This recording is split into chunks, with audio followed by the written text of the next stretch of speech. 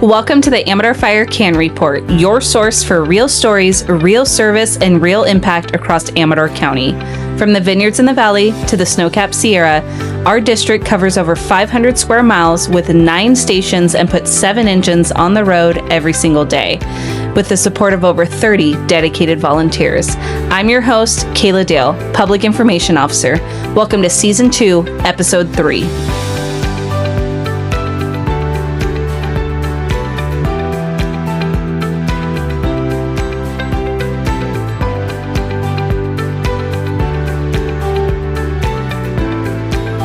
So this is episode 3 of the Amador Fire Can Report, and today I'm sitting down with 2 members from our Amador Fire Recruit Academy 26-1 cadre. And today's episode, we just want to dive into what that academy looked like and get some feedback from you guys on the process of creating the academy and how that kind of just worked when we put everything together. So I'm going to dive right in. But before that, I just kind of want you guys to introduce yourself, and how long you've been here and your role within this cadre. Yeah, my name is Daniel Keefe. I'm an engineer with Amador Fire. I am in my 5th year with Amador Fire. I started as an apprentice, worked my way to working full time. I just recently promoted about a month ago. Learned a lot in these last 5 years. And I think in the next growing stages of this new rank, I think I'm going to grow a lot more. Okay. That's awesome. My name is Cody Lundy. I've been a firefighter here for the past 3 years. Yeah. That's what I got. Okay, so diving into the academy. So let's talk about your role being part of the cadre with how that kind of started, and then, it has to be a special feeling being part of that, creating something that's so intense. And one of the topics I want to talk about in this episode is, why does Amador Fire do an 8-week academy, especially when people or new recruits or new hires that we have just came out of a fire academy? Like, what makes our academy different? So maybe we should start there. Yeah, I think what makes our academy different, honestly, you go through a Firefighter 1 academy, you're just going to learn the basics, right? So when you are introduced to being hired and going through our 8-week academy here at Amador Fire, that's what we're going to teach you the ropes of how we Amador Fire goes through our day-to-day life, right? We're very dynamic. We're 2-0 staffing, so that firefighter has a lot of responsibility.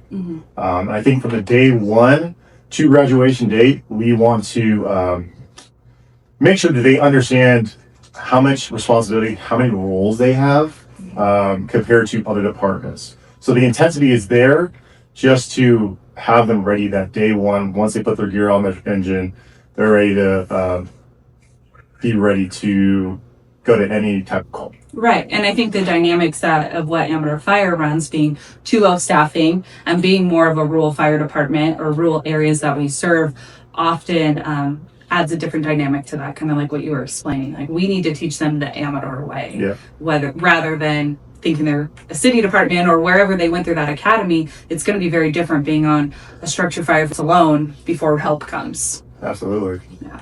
So what did you see like being part of the cadre? Because you just went through an academy a couple of years prior, and that changing transition. Yeah, so I went through the 23-1 academy. It's definitely pretty eye-opening, and it's pretty cool to see the full come around, having been part of this cadre. Because previously in my career, I've always been the one that's being taught, the one that's having to learn, the one that's having to work hard, and it was kind of fulfilling, and it was very fun, and it was also a new challenge to be the one that was teaching, to be the one that was showing other people, the newer people, how we do things here at Amador Fire, the challenges we face, and these special considerations with Amador County. Absolutely. So what was different this year from years past with this academy? I think every academy has, you have different people coming through, obviously different faces, different people helping in the academies. But this year, I don't want to sound rude to prior years academy, but I just felt, maybe because we had more people going through this year than prior years, but I just felt like this one was different. Yeah, I think the difference was, a decent amount of the individuals going through the academy were apprentices. So I think that was a leg up in the sense of they were understanding a little bit of the dynamic of Amateur Fire, and the roles and responsibility they have. With the amount of cadets that we have, we started off with 10. Unfortunately, we ended with 8. But with that 10, I think that was also a teaching point to the cadre. This was definitely our largest academy that we've held. So I think that had its own challenges in itself. The intensity, I know we keep talking about intensity, but I think intensity was one of the biggest things that Captain Gorley wanted to get across, you know, and coming from top down, obviously.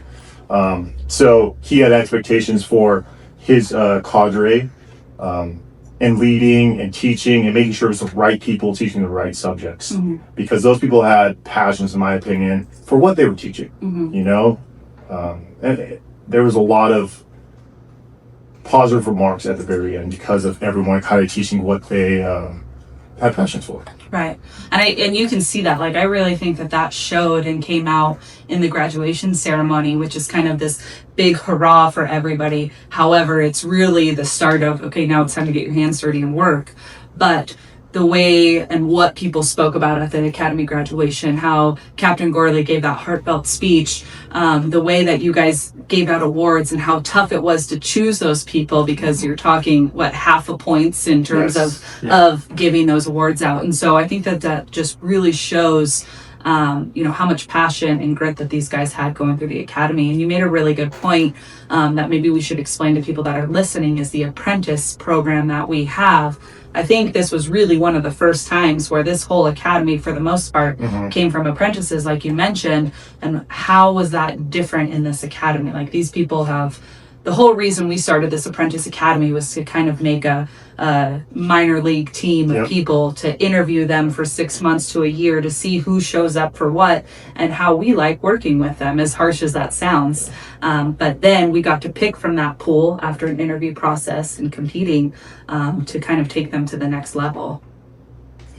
Yeah, I think for future academies, I definitely think this will be a starting point, you know, and exactly what you're saying.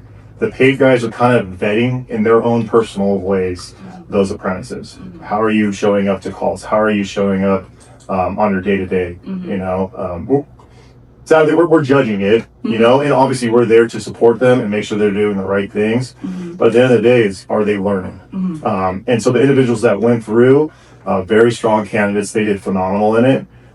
So for the hiring process, I think it was a phenomenal way of doing this for future academies as well. Yeah, absolutely. So Lenny, one of the things that you kind of got brought into this a couple weeks after, so I want to kind of reverse and talk about how we start these academies, the process. So we had multiple operations meetings about what this academy would look like, literally mapping out every single week, every detail. So for you to come in and see the organization of it, like what were your thoughts coming into that process? So when I got pulled in, it was a little bit later on. I was definitely a little worried in the beginning about, like, what am I going to be teaching? How is this laid out? But after having one single meeting with Captain Gorley and Engineer Keith here, they had everything laid out. They had a day-to-day schedule. They had hourly schedules. And it was refreshing when I came in. I was able to just jump right in, teach the subjects that I was going to be teaching, teach the stuff I was passionate about. And it really allowed for the academy to run smoothly. Yeah, I agree. And, you know, one of the things that Chief Wither is very adamant about, and I see him talk about this to our volunteers at volunteer drill, but it bleeds over into career staff, is that there's no time wasting. Like, he doesn't want to waste your time and he doesn't want his time wasted. And that's why we spent, I want to say, a couple months planning this out. So when the recruits showed up for their first day, there was no like, well, hang on guys, let's get organized. And I know as somebody that was in and out, coming, photographing and videotaping the academy, like, I knew exactly where you guys were, what was happening every single day. And I think that really says a lot about you guys as a cadre for having that organization. Let's talk about the recruits that went through. We started with 10. We did. And so let's talk about the process. And I want to talk about the intensity of this academy, because I think people keep hearing us talk about that, but they don't know what that looks like. And Chief Withrow was very adamant in the beginning that, you know, we're throwing ladders for one whole week, not just one day, which is what we had done in the past. So let's talk about the intensity of that and why those core skills are so important. I think what Chief Whitver wanted us to really hammer in was the basics, you know, and I get it. You went through your Firefighter 1. So you do understand the basics, but I think Chief Whitver wants you to understand, hey, these are basic with 2-0. We need you to manage this issue by yourself until we get more personnel there. So yes, we had a week-long course of ladders. That was very intense. Those guys were sore all throughout the next weekend, all through the next week, you know, but it's one of those traits that is not just done as soon as you graduate. It's going to continue for the next 2, 5, 10, 20 years, whatever your career is. It doesn't matter what rank you're going to turn into. You got to be good with that ladder, right? Captain Gorley is very passionate about hose. So we had a week and a half, I want to say, for hose. And it's funny. We're like, man, we could take 3 more days for that. Lundy here was teaching search and did a phenomenal job. I think Lundy came in and stepped up and was ready to bat. So this guy came in ready to be a leader. So he came in and taught search, and same exact thing. We are kicking their butt, right? So every morning we start with 1 hour PT. And Captain Gorley, I like to call him a Navy SEAL because that guy's a dog. And we have another Engineer Tomlinson. That guy, man, he can run around you. So, including Lundy. So I felt like the weakest link, but you know, sometimes it's just about looks. So, so we would like to come in there and we like to kick their butt that first hour, whatever that could be. That could be a hike, that could be hiking gear, it could be on-air workouts. We had Vance Mueller, who was our training, our physical trainer, come in, and every Wednesday or Friday, that guy would kick our butt with a smile on his face. And during it, you're not smiling, but at the very end, man, you were smiling because you know what? You made it, you know, and it sounds silly, but hey, we pushed it, we sweat together, we bled together. So at the end, you're kind of high-fiving, you're jamming some music. So that's where we build that, like, It's gonna come teamwork. Yeah, the camaraderie. That's why I didn't say that word. Yeah, camaraderie. We'll edit that part. Camaraderie. Yeah. Teamwork. Camaraderie. The team. I was not saying it. I was like, no, teamwork. Yeah. Camaraderie. What'd you say? Camaraderie. Yeah. Camaraderie. We'll just edit his voice in. Yeah, to speak more about the intensity, the cadets, they put a lot in. That week of search, by the end of it, they all had blisters on their knees. They were physically bleeding. They were on their hands and knees for 4 or 5 days straight, crawling around the structure from an acquired structure that we had to help train them. And they gave it their all, and it reflected on their bodies. So. Well, and you know, we talked about it at the beginning of this podcast, and I think this is kind of the full circle moment with that is repetitive skills, those basic skills, searching, throwing a ladder at 2 a.m, alone on a rig, like that is why we just, you know, bang those into these guys' heads to be able to do that because it's muscle memory. Yeah. I mean, one of the things that I want to hammer into them is like, we want thinking firefighters. You know what I mean? And I think that's something that's maybe a little bit different than other departments. And again, I can only speak about ourselves. But I've told them multiple times throughout that academy, I was like, we need you to be a thinking firefighter because your boss, he's doing 7 things right now. So he needs you to maybe listen to an order or just start kind of like pre-planning in your head what you're going to get done, right? And kind of be ready for your boss to be like, hey man, we're changing plans. And kind of, hey, that plane's out the window. What's next? Yeah, you know? absolutely. And I think these guys reflected that very strongly. Yeah. You know? And I think Engineer Keith hit it right on the nail on the head. Being here in Amarillo County, we don't have the luxury of our firefighters being able to be, the company officers being able to hold the firefighters' hands. If Engineer Keith and I show up at scene, I'm expected to just go to work. I need to be able to think for myself, be able to go in. I need to be able to grab that hose, set up the extrication equipment, start setting up ropes, doing size ups and everything. Yeah. I think when you say it like that, I think you said it perfectly. When you think about it that way, like so many people are like, oh, I'm on a 4.0 company engine, or I have this and I have this luxury or whatnot. But really our people almost have the upper hand on that, because you have so much variety of skills. You have so many skills that you're working on every single day that you have to show up and be able to do, that you're expected to do every single day. That is so different than a 4.0 company down in the city that all you've ever done is, brought tools to the door. Right. So I think that that's a really, really big impact. And especially, it makes us special. It makes us different with that. So the next topic I wanted to talk about was, you mentioned teamwork. And I think that in any academy, there's this sense of bonding that comes. And in the beginning, you guys can explain better than I do, but how these people kind of mingle and coexist for that first week. They may have never met each other. They may have worked shifts together if they came from our apprentice program. And then I would have to imagine there's this sense of like, who's the top dog, who's going to outweigh other people. There's that competitiveness.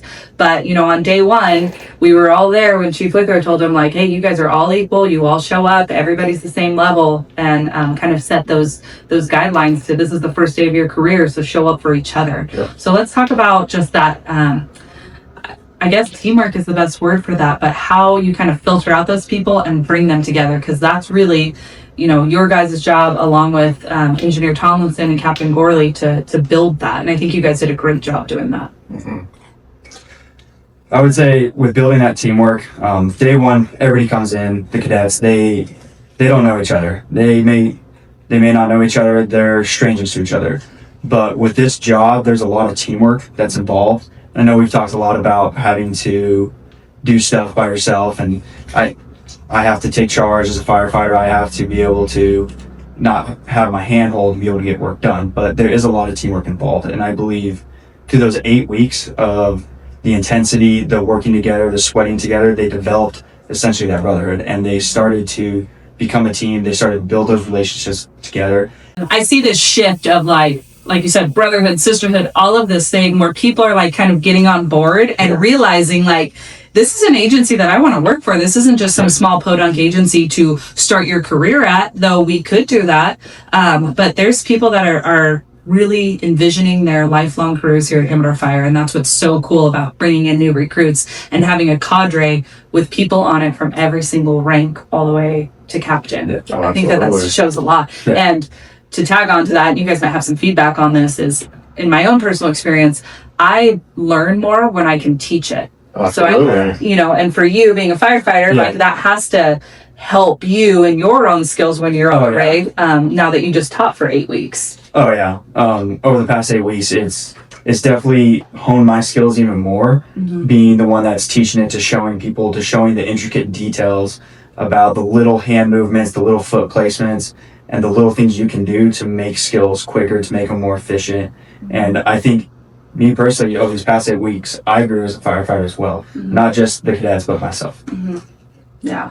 I think it started 2 years ago. I was teaching for just like a volunteer night, and I think that's where I kind of got to see, like, man, like, you kind of start honing in on your skills, because now you have to be able to explain what you've learned. And I think too is you kind of do your own homework even before you teach, because you want to make sure you're teaching the right things. You want to make sure you're teaching Amador way, all the factors. You want to make sure that you're in the line, so that when they get on shift, another company officer's like, who taught you that? It's gonna be Engineer Keith, and you know what? I'm out of the cadre.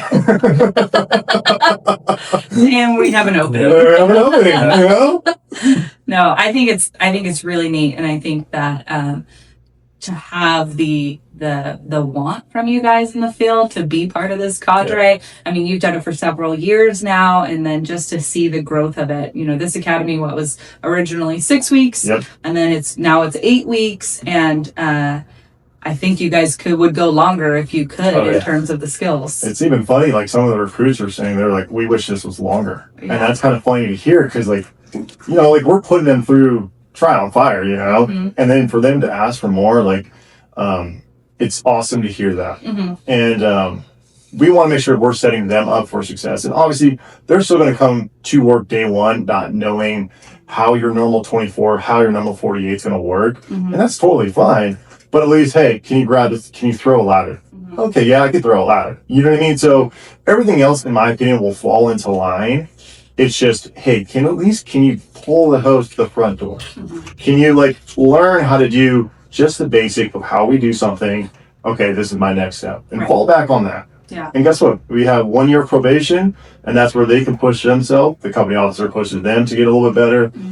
And then, hey, they're off probation. And I think personally, the second year for a firefighter's career is the biggest year. You know, because you get off probation, you're like, I don't have to do anything anymore. You know, and I think that's where company officers, other firefighters can see, man, this guy's training more. He's going to outside classes. He wants to be better. And I think that just reflects who that person is. Right. Absolutely. You know? I think it says a lot too with how that person reacts to that. Like you're saying, like, are they going to be lax now because they made it through their academy and they made it through that probation period? Or are they going to see this as a time to really step up and just show that they want some sort of leadership role in this organization? Because here for us, I feel like whatever rank you are, firefighter to a chief officer, you have some sort of role here to be a leader, especially running on a 2.0 engine. Again, I hate to say it again, but in a rural area, like you can show up as a firefighter and have a lead role. You're not just put off to the side. No. Okay, so let's talk about the most challenging moment of this academy. I don't know if I should word this as from a cadre standpoint or from the recruit standpoint. Like during this 8 weeks, was there a point where it was just like super challenging, or you were seeing like, I don't know if they were losing, you know, motivation to keep going? Like what losses through this academy, I should say? I'll start real quick with like these 8 recruits. They were always pedal to the ground, you know. So I want to highlight their hard work.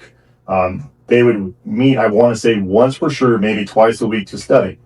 You know, they were making sure everyone was ready to take that manipulative test. You know, and if someone maybe did not pass it, hey, they're there to pick them up. So I want to highlight those 8 guys stepping up each week. I'd say some of like the harder parts, or maybe some hose week was kind of hard, and my only perspective is because we're traveling. I think until we get our new Pine Grove station where we can actually do some live fire, I think that's when things would be tenfold better. And nothing against us, but we go to do the outside agency. They learned a lot there, but I think if we could do this in our own county, and I think that's going to be next level. Yeah. So I'm excited for that.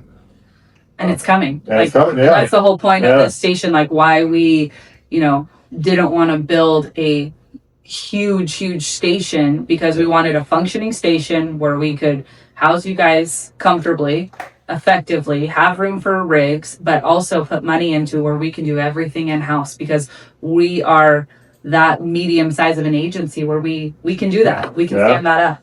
Yeah. And I think that once the new station becomes built and we have that tower and we're able to really put on our own trainings, I think it'll take this academy to the next step. Oh, for sure. Just having the close availability and not having to travel saves time and allows for more repetitions, as well as we're able to build it and we're able to set up drills that more cater to our response area, to the structures and to the roads that we deal with. And I think it'll greatly help out the academy. And yeah, it's super exciting. Yeah. I think so. With the 8 recruits that finished, what do you think their favorite task was? Like out of the 8 weeks, what the skill, I should say. What was their favorite skill, you think? It might have been different for every person. Favorite skill? I don't think ladders. Yeah. Nobody liked ladder week. I think that was a rough week. So Chief Withrow was dead on about that one being a long one. Yeah. I'd say search was a big one. I think Search was really big. We were able to get an acquired structure, and that was donated from the church, and that was a great help. And being able to have that structure, they were rolling around in it all day, tearing it apart, practicing going through walls, helping victims out through windows, down ladders, etc. And search was a huge week, and I think they really enjoyed that. Although it was physically tasking, and a lot of them got really tired, blisters on their knees from crawling around, I think having that structure and search week was something that they really enjoyed. Huge, yeah. Yeah, for sure. I think another week they might have enjoyed quite a bit was definitely hose. I think just from that crawl, walk, run, kind of standpoint, right? Is yeah, it's classroom stuff, but we want to understand like what are we fighting with, you know? So like, hey, let's get outside, let's blow some water. To like, hey, let's get some reps in. To hey, we have live fire training. Let's get in there, knock that fire out, get out because we have another rep to keep going. So I think that was pretty fun, and guys were just moving left and right. So that was a fun couple days. Well, it allows for no lag time, right? Like you're just doing rep after rep. So you're not just sitting around allowing yourself to get tired or thinking you're tired or anything like that. No. I think that helps. I think universally, I think Live Fire Week is typically the Academy's favorite week. Oh, Because they get a C fire. They've been training on it. They've been training with the hose. They've been training on search and ladders. And they finally get a C fire, and they actually get to put all the skills kind of together. Right. And to keep improving. So yeah, that's exciting. Yeah. I want to start wrapping up this podcast, but the last topic before we close out I want to talk about is the community base, because every year I see it grow more and more, where you guys run in public or you run down public streets. And I notice it especially on social media platforms where there's so many members of the public kind of rooting these guys on through the whole process. You know, like I see people honking when you guys are, you know, running down the road, or when we got the acquired structure, like the fact that Church of the Crosses is going to donate that to us to, you know, let us practice in it, to tear it apart. You know, they were already going to tear it down, but to let us have that, they see the value in that. And so many people are just so giving to Amador Fire, which I think is really neat. And then at the Academy, when I sent out the invites and I was getting responses back or RSVPs back, this was by far the largest attendance of an Academy graduation, with over 140 people that attended, which is really neat. That's awesome. But I think just you guys have done a good job in getting those recruits out there. And I have to believe at the time of you know, low morale or tired, or it's week 4 on a Thursday in the afternoon, like to have people show up for them, whether it's social media or just a honk when they're running, is huge. Yeah. No, I definitely think the community came through, especially Church of the Cross. So a huge thank you to them. Absolutely. For letting us do multiple days in there for multiple different exercises. So a huge thank you to them. And then, you know, people waving at us, and we wanted to instill into the recruits, like, you know, these are taxpayers, right? They want to see us out here, as well as give them the respect. If they want to talk to you, give them that time of day, you know, see how they're doing, see how we can help. And it doesn't matter what rank you are. Even if you're a recruit, this is time to start learning. This is the county that you're going to be serving, you know? Yeah. Being the largest fire department in Amador County, the local government department, like we're the ones showing up in these communities all hours of the night, every day of the week. I think that it's really huge and a good impact for the community to see that's going on. You know, that's why we, whether it's the Academy or anything else, we are so active and vocal about what we're doing, because we want this community to know, like, hey, we're here for you. And that's the same message that you guys passed on to these new recruits of, like, you're here to serve this community. And that was mentioned multiple times during the graduation, which I think is super special. Thank you guys for both taking time to sit with me. This isn't an episode that we've been wanting to do, but it's been so crazy with the Academy to try to schedule it. So for you two to represent the cadre of 4, I just really thank you guys, and thank you for all your hard work with doing this Academy. And I know it's a lot of time away from family and friends, but you guys showed up for them, and we're excited to see how they show up for us. Absolutely. Thank you, Caleb. Thank you. Thank you for having us. Thank you for tuning in to today's episode of the Amador Fire Can Report. If you found value in today's episode, please share it with a neighbor, a friend, or someone who wants to better understand the work that we do here at Amador Fire. And remember, stay safe, stay prepared, and we'll see you next time.